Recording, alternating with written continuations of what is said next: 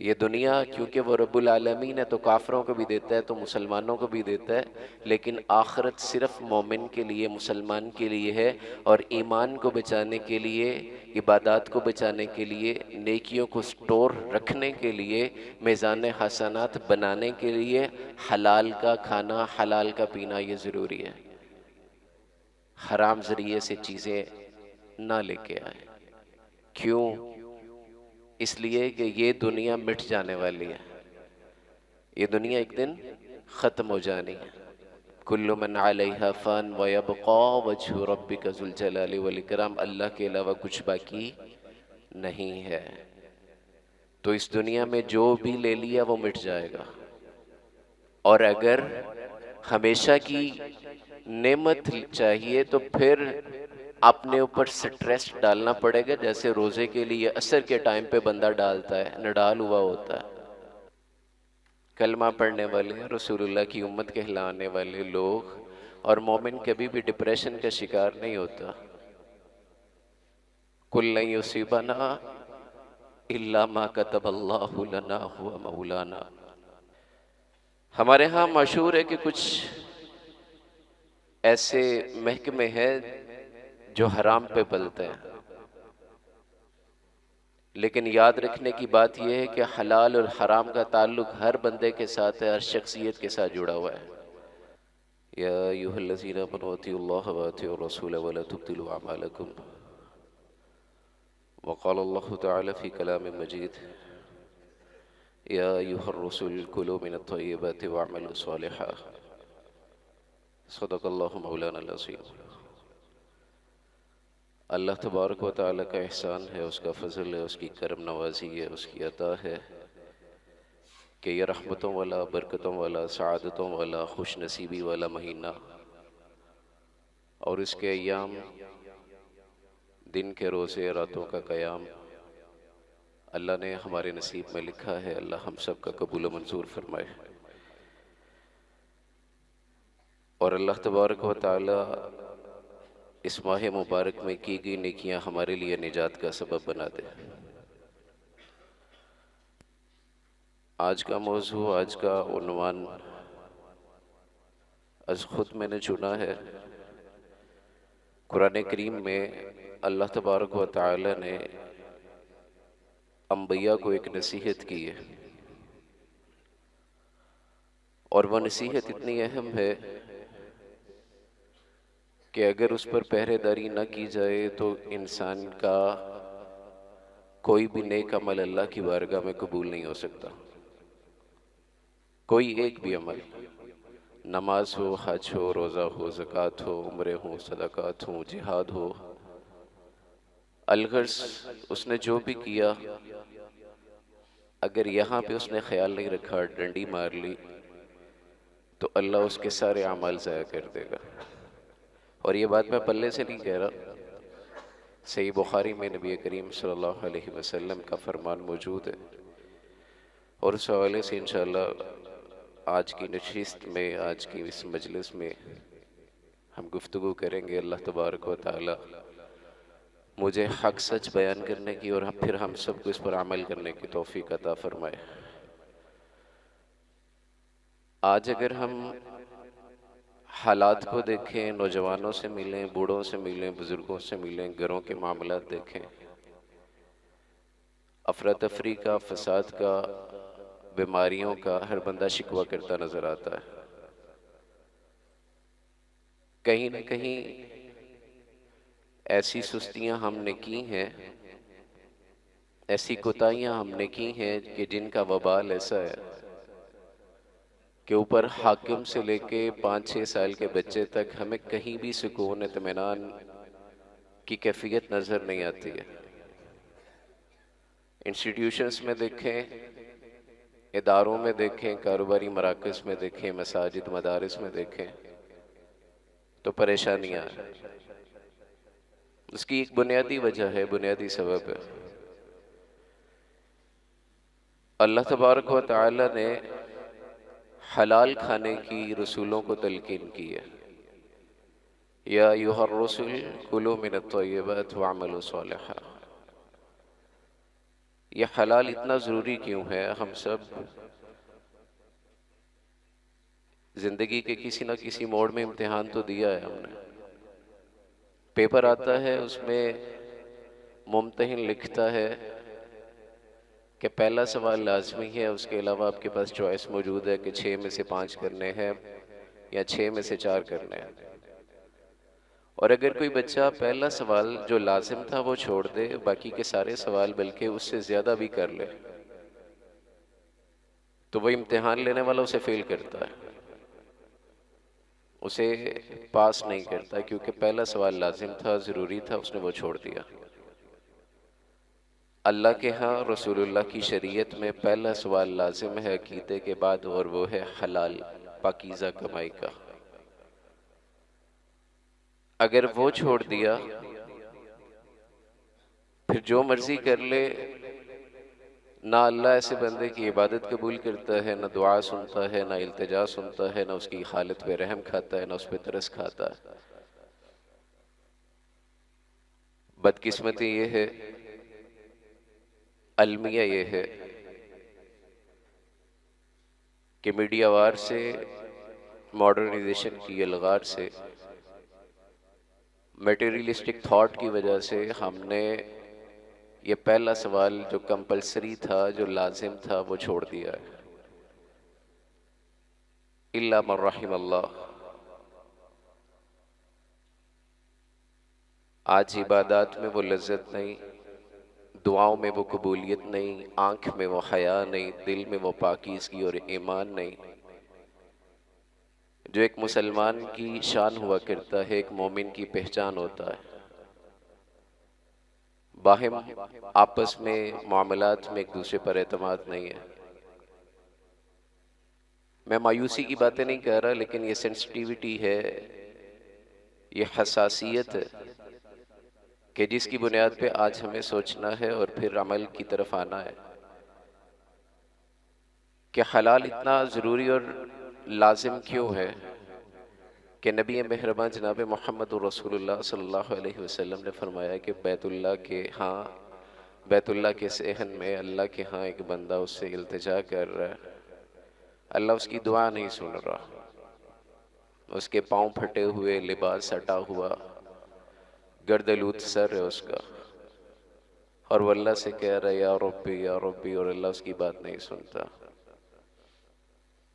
اس حدیث میں قابل غور جو بات ہے وہ یہ ہے کہ اس نے جو پہنا وہ حرام، اس نے جو کھایا پیا وہ حرام، اور جو قابل غور بات ہے جس کی طرف اشارہ کرنا اور بات سمجھانی ہے وہ یہ کہ جس غذا سے اس نے پرورش پائی وہ غذی بالحرام. یہ نہیں کہ آج کھایا تو ختم، ٹھیک ہے.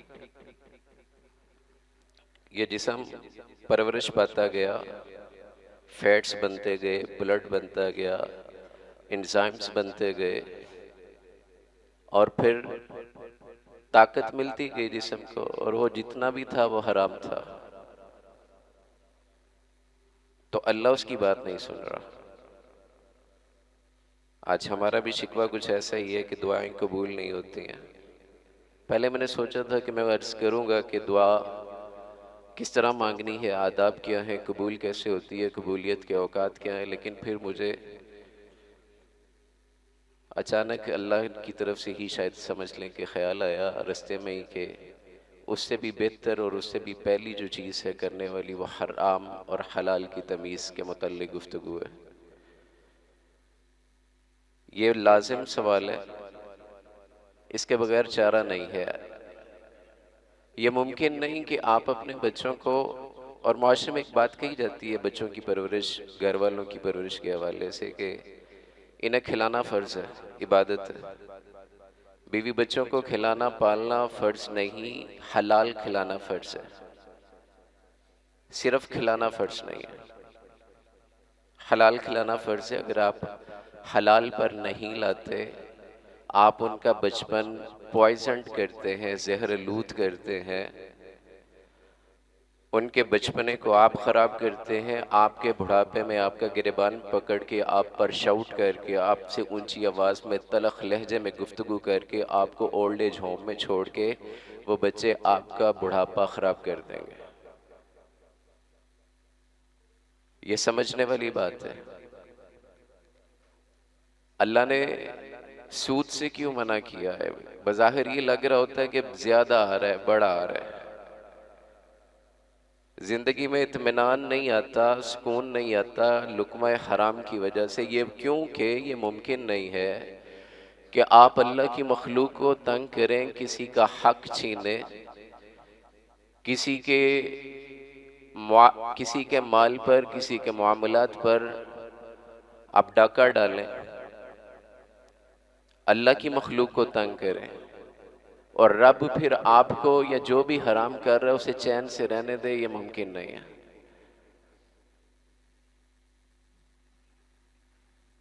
ڈپریشن، انزائٹی، سائیکولوجیکل ڈس آرڈر اور اس طرح کی کئی بیماریاں، کئی جن کے نام بھی نہیں پتا لوگوں کو، وہ ہماری سوسائٹی کے اندر موجود ہیں۔ اور پاکستان میں سب سے زیادہ میڈیکل شعبے میں اگر آپ فارمیسیز پہ چلے جائیں تو جو دوائی بکتی ہے وہ ڈپریشن اور انزائٹی کی ہے۔ کلمہ پڑھنے والے، رسول اللہ کی امت کہلانے والے لوگ اور مومن کبھی بھی ڈپریشن کا شکار نہیں ہوتا۔ کل لن یصیبنا الا ما کتب اللہ لنا هو مولانا۔ مومن کے ساتھ جو بھی ہو نا، مومن کا یقین ہوتا ہے لن یصیبنا الا ما کتب اللہ لنا، اللہ نے لکھ رکھا تھا تو ہو رہا ہے۔ ہوا مولانا، میرا ساتھی بھی وہی ہے، میرا دوست بھی وہی ہے، نہ اس کے علاوہ کوئی ٹال سکتا ہے، نہ اس کے علاوہ کوئی میرے اوپر مسلط کر سکتا ہے۔ مومن نہیں پریشان ہوتا، لیکن کہیں نہ کہیں بھائی اگر آپ اس کو سمجھنا چاہتے ہیں تو ایمان بالغیب گیا ہے، ایمان بالآخرت گیا ہے، ایمان توکل علی اللہ ختم ہوا ہے، ایمان بالیوم الآخر گیا ہے۔ محشر کے میدان میں رب کے سامنے کھڑے ہو کے جواب دینے کی جو سوچ اور فکر ہے وہ مٹ گئی ہے۔ اس کی بنیاد پہ میٹیریلسٹک تھاٹ آیا ہے، اس کی بنیاد پہ یہ سوچ آئی ہے کہ بھائی جینا ہے تو یہی، جوانی ہے تو یہی، کرنے کے کام ہے تو یہی، انجوائے کی لائف ہے تو یہی، جو ہلا گلا کرنا ہے یہی ہے۔ اور وہ سارا یقین محکم جو اللہ نے محمد رسول اللہ صلی اللہ علیہ وسلم کے ذریعے بتایا تھا، دیا تھا، وہ مٹ رہا ہے۔ ہمارے ہاں مشہور ہے کہ کچھ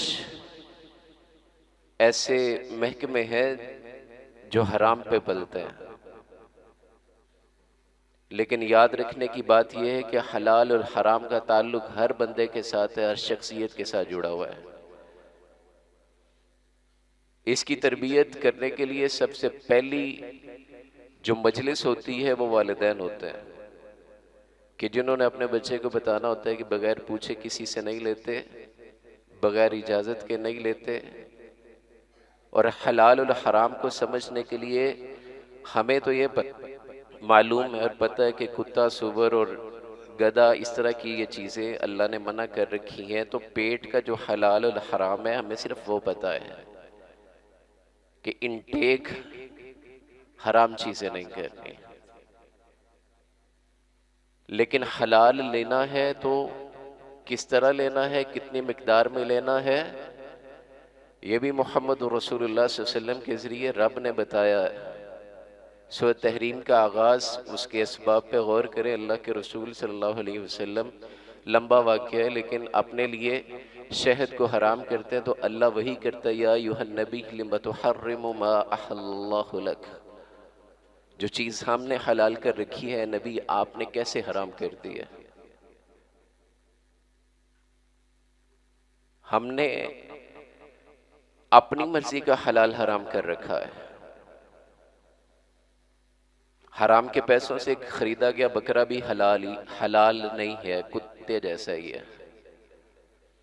بڑی معذرت کے ساتھ شاید الفاظ کے چناؤ میں مجھ سے بھول ہو رہی ہے، لیکن اس سینسٹیوٹی کو، اس حساسیت کو ہم نظر انداز کر چکے ہیں کہ اللہ تبارک و تعالی نے کیا پابندیاں لگا رکھی ہیں۔ حلال کو حلال ذریعے سے لینا ہی حلال ہے، حلال کو حرام ذریعے سے لے آنا وہ یوم السبت جیسے یہودیوں کی اس قبیلے جیسا ہے کہ جن کے لیے شکار حرام کیا گیا تھا، ایک دن پابندی لگائی گئی تھی، ایک دن کے لیے حرام کیا گیا تھا، پھر انہوں نے گڑھے کھودے اور پھر مچھلیاں اس میں آئیں اور وہ کہتے تھے کہ خود ہی آ رہی ہیں، میں تو نہیں لا رہا۔ ہم نے حرام کے لیے اپنے سسٹم اس طرح سے آرگنائز کر رکھے ہیں کہ ہر بندہ لاچار، مجبور، بے کس اور بے بس محسوس کرتا ہے، اس سسٹم سے گزرے بغیر گزارا نہیں۔ لیکن اگر تبدیل نہیں کریں گے، اگر سوچ اور فکر نہیں لائیں گے تو بالکل بیکار سی ہو جائے گی زندگی۔ آپ نے دیکھا ہے ایک بندہ خواب میں دیکھتا ہے، سوچتا ہے، نیند میں ہے، اس کے پیچھے کوئی آفت اور مصیبت ہے اور وہ دوڑتا ہے، بہت دوڑتا ہے۔ جب آنکھ کھلتی ہے تو وہ اپنی چارپائی پہ، اپنے بستر پہ ہی ہوتا ہے، وہی چادر، وہی چارپائی، وہی بیڈ، وہی پہ۔ ایک سینٹی میٹر یا 1 ملی میٹر کا بھی سفر طے نہیں کیا ہوا ہوتا اس نے۔ حرام کھانے والے کی عبادات کے ساتھ بھی یہ ہوتا ہے کہ وہ جتنی مرضی اچھی عمدگی کے ساتھ کر رہا ہو، وہ اس کے کانوں سے اوپر اٹھ کے اللہ کی بارگاہ کی طرف نہیں جاتی ہے، وہ وہیں رک جاتی ہے۔ ہم معاشرے میں جس مرضی نظر سے دیکھے جائیں، لیکن مومن اور مسلمان کو ہمیشہ یہ دیکھنا ہے کہ اللہ کی نظر میں وہ کیسا دکھتا ہے، اللہ کی نظر میں اس کا کیا مقام ہے۔ ابو بکر جساس رحمہ اللہ نے اس حوالے سے کتاب لکھی ہے۔ اس کتاب میں انہوں نے بڑی بحث کی ہے کہ شکار کرنے کے لیے جو شکاری پرندہ ہے وہ کس طرح ہونا چاہیے، اسے ٹرین کیسے کرنا ہے۔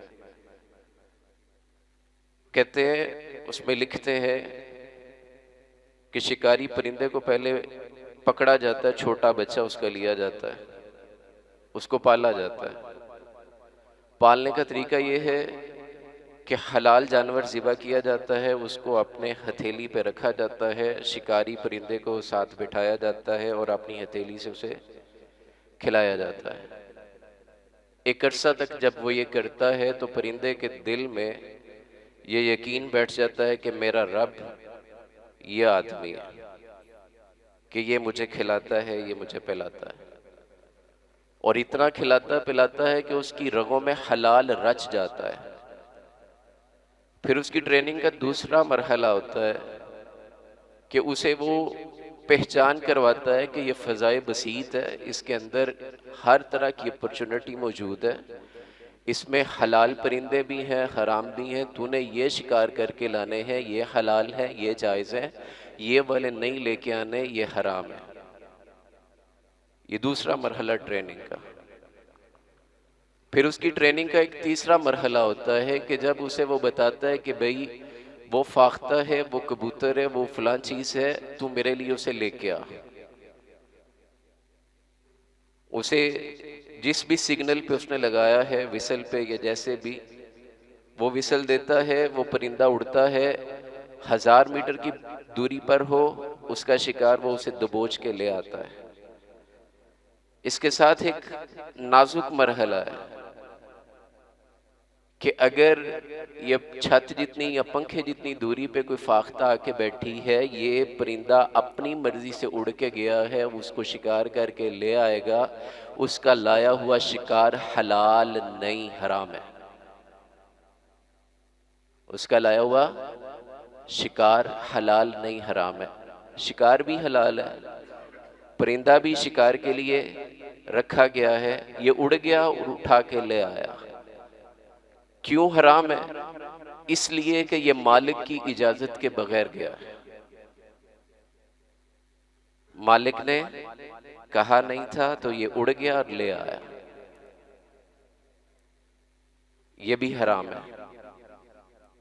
پھر مزید لکھتے ہیں کہ پرندے کو چھوڑا، اسے شکار دکھایا، اسے چھوڑا کہ اسے تو نے لے کے آنا ہے، تو چھوڑتے ہی وہ چند گز گیا، چند میٹر دور گیا تو مالک کی نیت بدل گئی اور اس نے اسے وسل دی کہ تو واپس آ جا، اور اگر یہ پرندہ واپس نہیں آیا، اسے پکڑ کے ہی لایا تو اس کا لایا ہوا بھی حلال نہیں، حرام ہے۔ کیوں؟ یہ مالک کی اجازت کے بغیر گیا ہے، مالک نے روکا تھا، یہ رکا نہیں ہے۔ اب یہاں پہ رکیے اور ذرا میرے ساتھ سوچئے، اللہ نے انسان کو تخلیق کیا، ماں کے پیٹ میں رکھا، رزق دیا، صحت دی، اعضاء بنائے، پھر وہاں سے باہر نکالا، ماں کی چھاتی سے لگایا اور رزق دیا، پھر باپ کے سائے میں رکھا، 16، 18، 20 سال پالا اور یقین پکا کیا کہ تیرا رب میں ہوں، باقی کوئی نہیں ہے۔ پھر فضائے بسیط، جیسے پرندے کے لیے آسمان ہے ویسے انسان کے لیے دنیا ہے، اس دنیا میں اس کے لیے اپرچونٹی ہر طرح کی موجود ہے۔ پھر اسے تمیز سکھا دی کہ بھئی تیرے لیے یہ اس ذریعے سے اس انداز میں لانا لینا حلال ہے،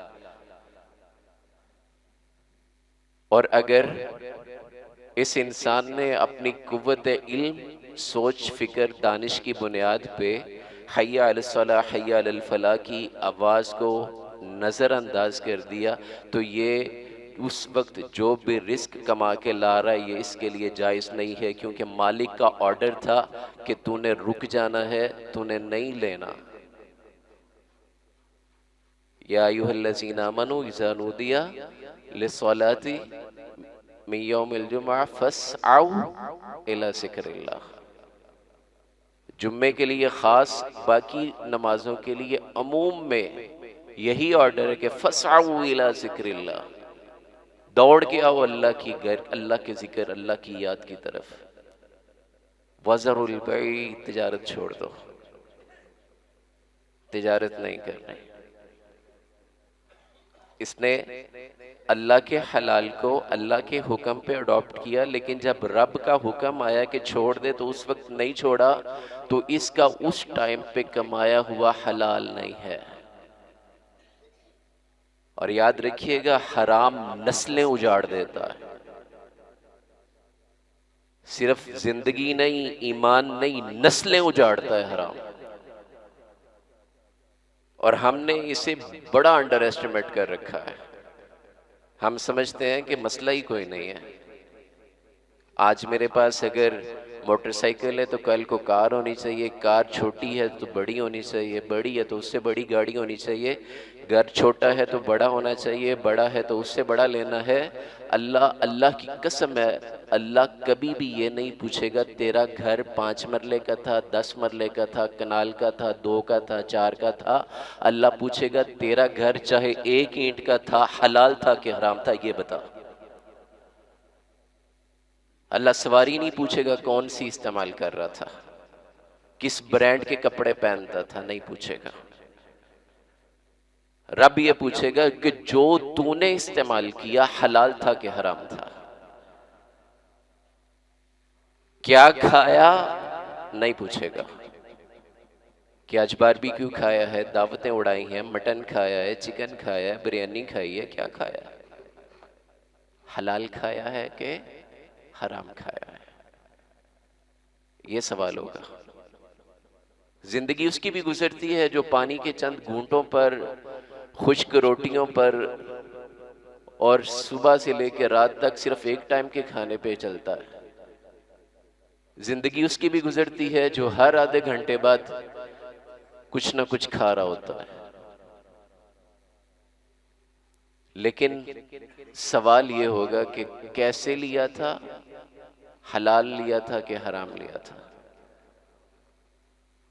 اور جیسے میں نے عرض کی کہ اگر آپ اپنے بچوں کو آج یہ نہیں سکھائیں گے، آپ خود کو نہیں روکیں گے۔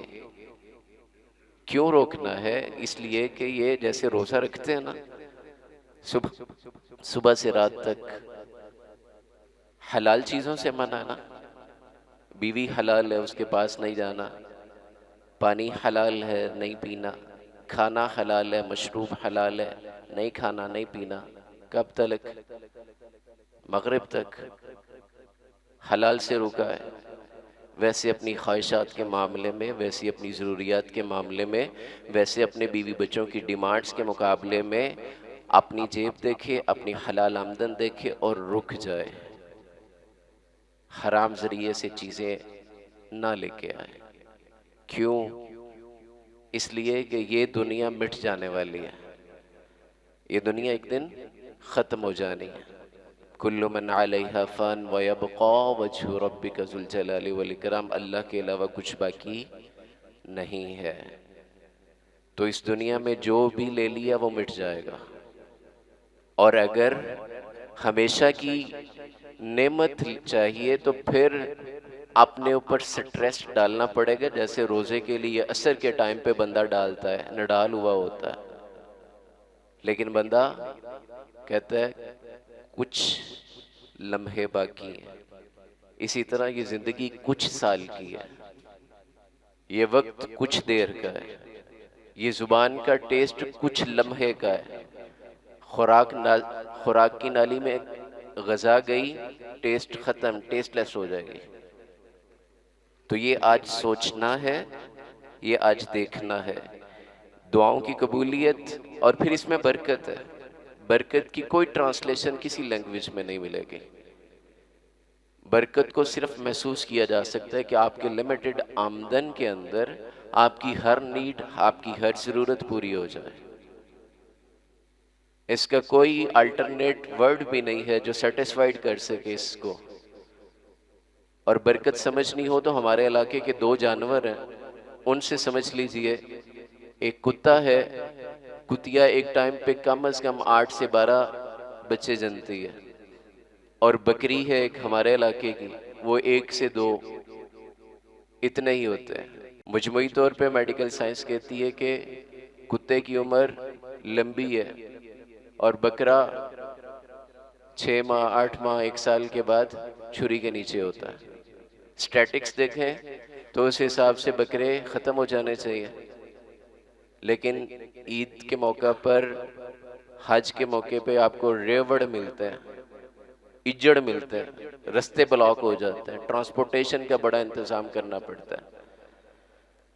کتے اتنے پیدا ہونے کے باوجود کہیں آپ کو درجنوں کی تعداد میں نہیں ملتا۔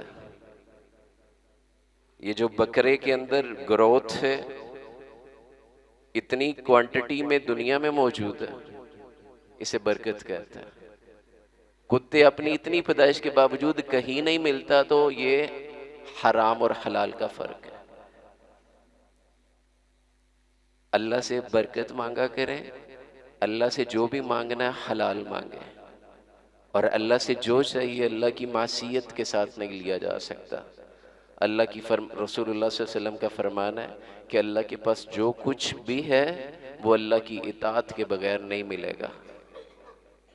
یہ دنیا کیونکہ وہ رب العالمین ہے تو کافروں کو بھی دیتا ہے تو مسلمانوں کو بھی دیتا ہے، لیکن آخرت صرف مومن کے لیے، مسلمان کے لیے ہے، اور ایمان کو بچانے کے لیے، عبادات کو بچانے کے لیے، نیکیوں کو سٹور رکھنے کے لیے، میزان حسنات بنانے کے لیے حلال کا کھانا، حلال کا پینا یہ ضروری ہے۔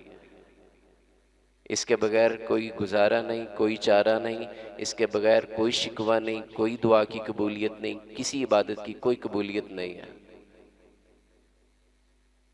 اللہ تبارک و تعالی،